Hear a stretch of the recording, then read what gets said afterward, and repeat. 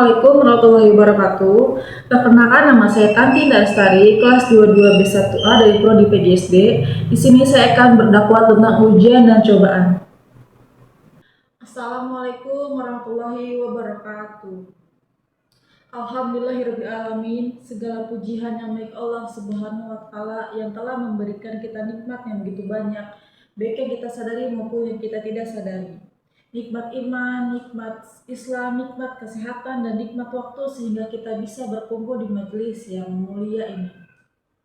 Shalawat serta salam semoga senantiasa tercurahkan kepada Nabi Muhammad SAW yang sang membawa rahmat bagi semesta alam, kepada keluarganya, sahabatnya, dan umatnya yang tetap istiqomah di jalan Islam hingga hari kiamat.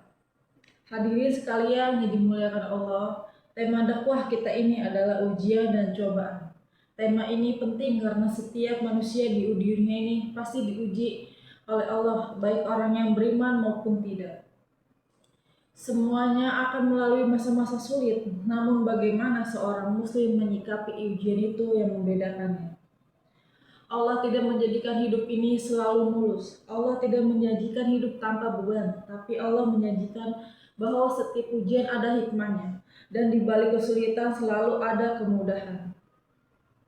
Ujian adalah sunatullah, yang dimana ujian adalah bagian dari ketetapan Allah, yang berlaku bagi semua manusia dalam Surat Al-Baqarah ayat 155. Dan sesungguhnya kami pasti akan menguji kamu dengan sedikit rasa takut, kelaparan, kekurangan harta, jiwa, dan buah-buahan. Dan sampaikanlah kabar gembira kepada orang-orang yang sabar. Perhatikan, Allah tidak mengatakan mungkin akan menguji, tapi pasti. Artinya, ujian dalam hidup bukanlah pengecualian, tapi sebuah kepastian. Maka tugas kita adalah setiap mental dan spiritual adalah menghadapinya. Ujian dalam hidup bisa bermacam-macam. Bentuknya diantaranya seperti ujian berupa kekurangan dan kesempatan hidup, kemiskinan, kelaparan, pengangguran. Ujian juga berupa kehilangan, ditinggal orang tua, anak, pasangan. Ujian juga berupa penyakit fisik yang lemah, kesehatan menurun. Seperti ujian juga merupakan kelimpahan harta melimpah, jabatan tinggi, dan popularitas.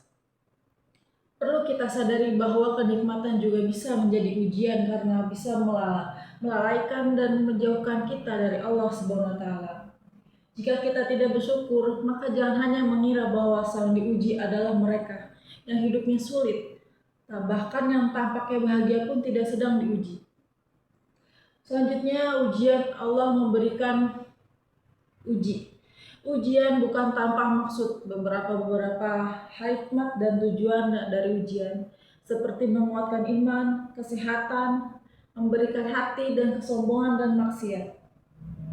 Menghapus dosa. Rasulullah SAW bersabda, tidaklah seorang muslim tertimpa suatu kelelahan, penyakit, kesedihan, kesusahan, gangguan, bahkan dari yang mengusiknya, kecuali itu dengan Allah akan menghapus dosa-dosanya.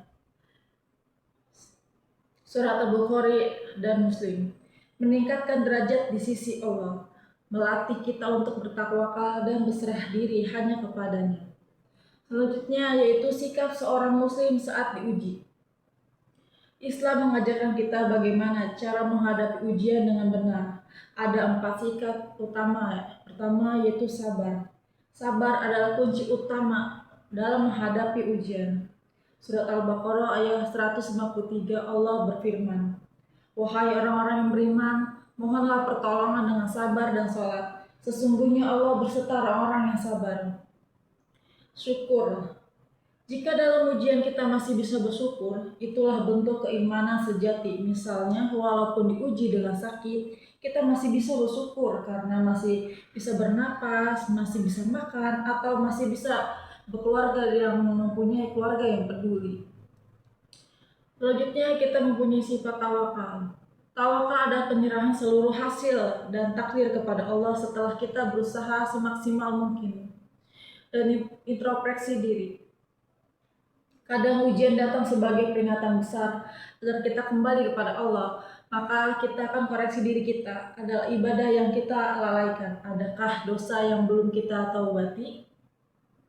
Selanjutnya kisah ujian para nabi. Para nabi juga diuji dengan sangat berat, contohnya seperti Nabi Ayub yang diuji dengan penyakit bertahun-tahun dan kehilangan seluruh hartanya. Nabi Ayub diuji dengan kehilangan anaknya Nabi Yusuf. Nabi Muhammad SAW diuji dengan kemiskinan, fitnah, bahkan boikot dari kaumnya sendiri. Namun mereka semua tetap sabar dan tidak pernah putus asa karena mereka tahu Allah akan menolong pada waktu yang terbaik. Hadirin yang dirahmati Allah, setiap kita pasti diuji. Jangan pernah mengira bahwa kita sedang ditinggalkan oleh Allah SWT.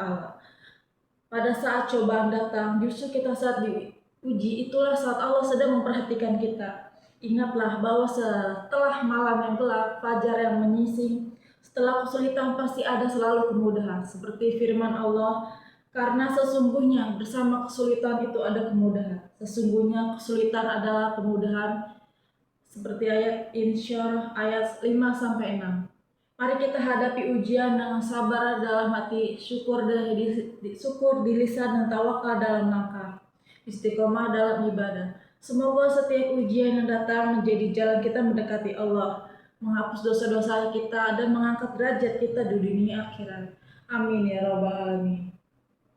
Sekian dakwah dari saya. Wassalamualaikum warahmatullahi wabarakatuh.